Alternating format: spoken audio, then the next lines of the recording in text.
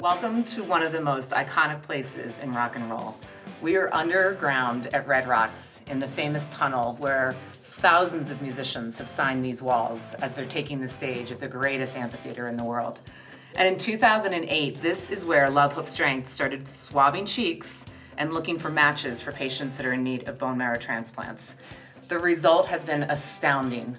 Concerts such as Wilco, Slightly Stupid, Fish, Tom Petty, Sting, Mumford & Sons, you name it, have all resulted in potentially life-saving matches for patients in need of transplants. And today we're going to show you how it's all done, so come with me.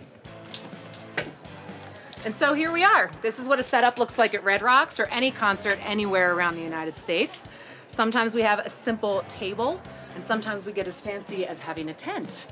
Most important thing is that we've got volunteers out there in the crowd who are looking for people that are interested in getting on the list, and I think that Fiona might have one.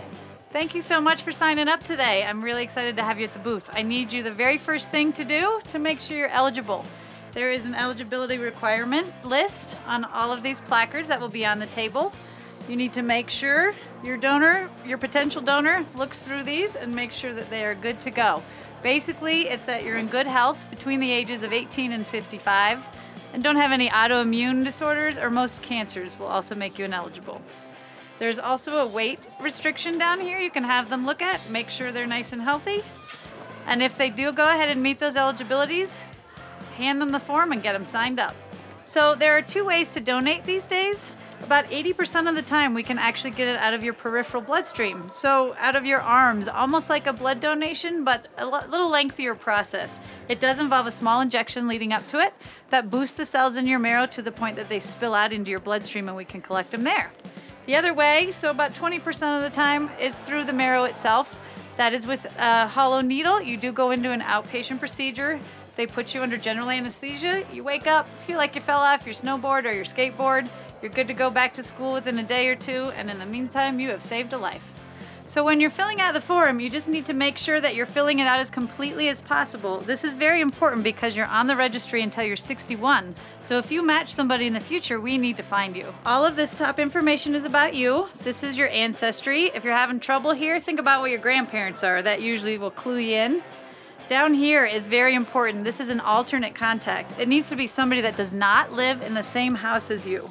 So this part right here, pay special attention to. School or employer, that is optional, but again, we like to have you fill out as much as you possibly can. You're gonna put your signature down here. Once you've received the completed form, you're gonna go ahead and look through it, make sure they filled everything out completely. If the form looks good, you're gonna sign right down here in the witness signature. Once you have the completed form and you've signed as the witness, you can go ahead and have them swab their cheeks. First, you will open the package for them, have them grab the Q-tips from you. Once they have the Q-tips in their hand, ask them to place them in their cheeks and swirl them around for about 20 seconds. Really do a good job of getting those nice healthy cells on there. Then, you're gonna have them place the swabs into the envelope. Once they're in the envelope, fold it over, seal it up. Now comes the stickers. You're gonna use 3 stickers on each form. 1 sticker goes on to the envelope itself. Make sure that the envelope that you just got the swabs in matches the form of the person. Then you're gonna put the second sticker onto the Marrow card. The third sticker stays on the form. Once that is complete, you peel off the pink copy of the form, hand it to them, hand them their card, give them a high five, and just like that, they're on the list. I'm on the list. Get on the list. Get on the list. Get on the list. The list saved my life. Get on the list to be a